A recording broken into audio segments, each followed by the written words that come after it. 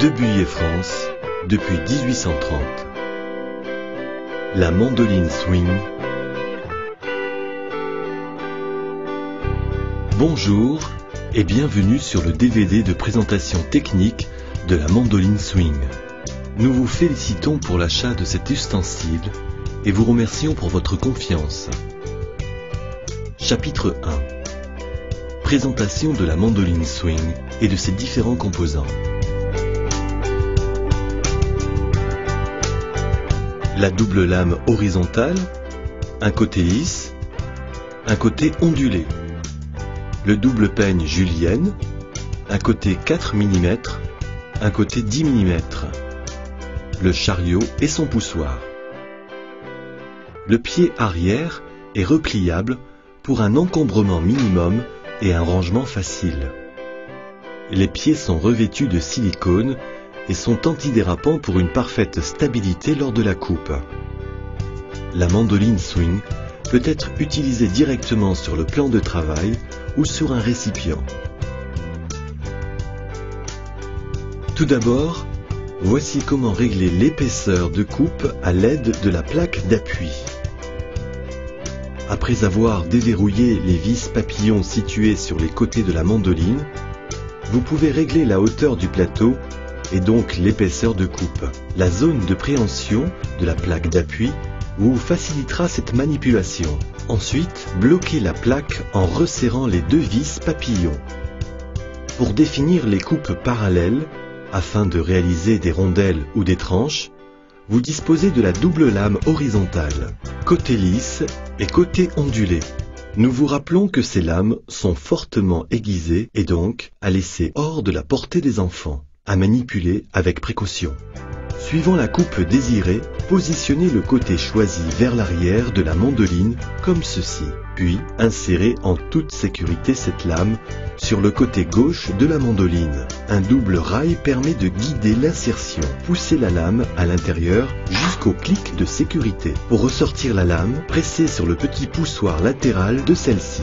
Si vous souhaitez effectuer une coupe verticale, vous disposez d'un double peigne julienne, celui-ci s'utilise toujours en combinaison avec la lame lisse. Attention, elles sont également fortement aiguisées. Il est important de prendre le peigne par la zone prévue comme ceci.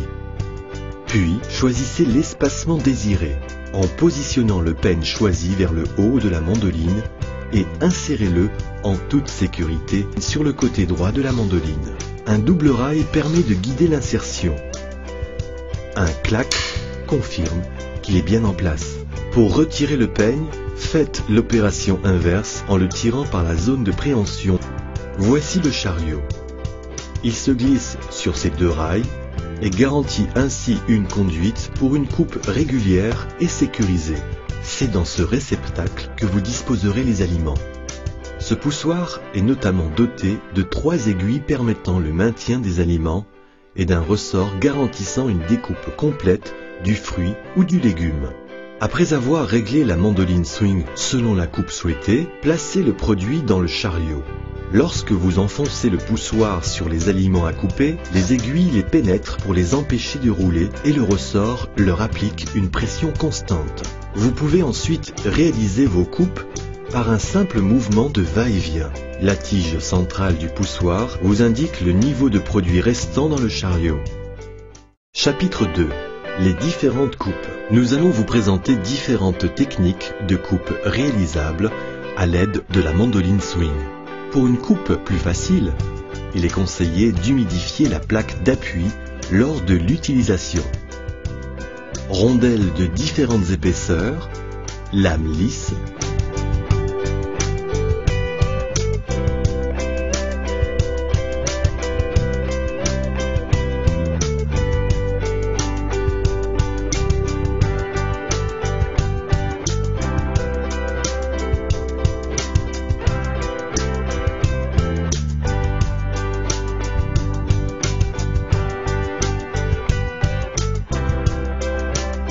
coupe julienne en bâtonnet, peigne julienne.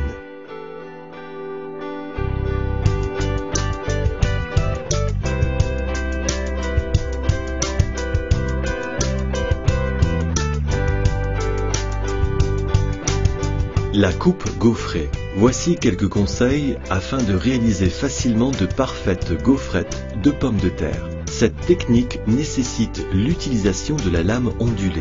Dans un premier temps, réglez la hauteur de coupe au minimum et verrouillez la plaque.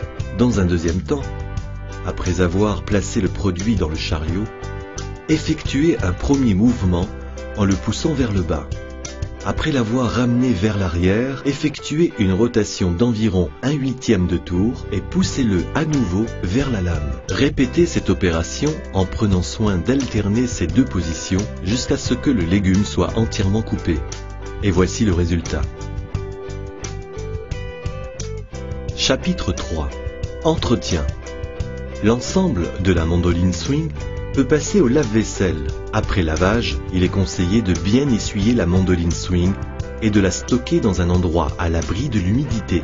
Pour un nettoyage complet du poussoir, il est possible de le démonter. Un embout au sommet débloque le poussoir, séparant le dôme ergonomique de la partie intérieure et libérant le ressort. Pour enlever cet embout, il faut le débloquer en exerçant une rotation vers la gauche.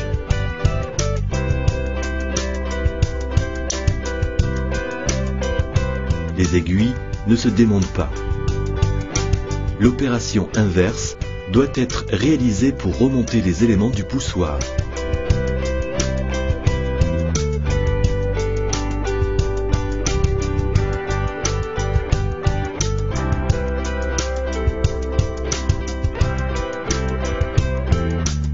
Chapitre 4.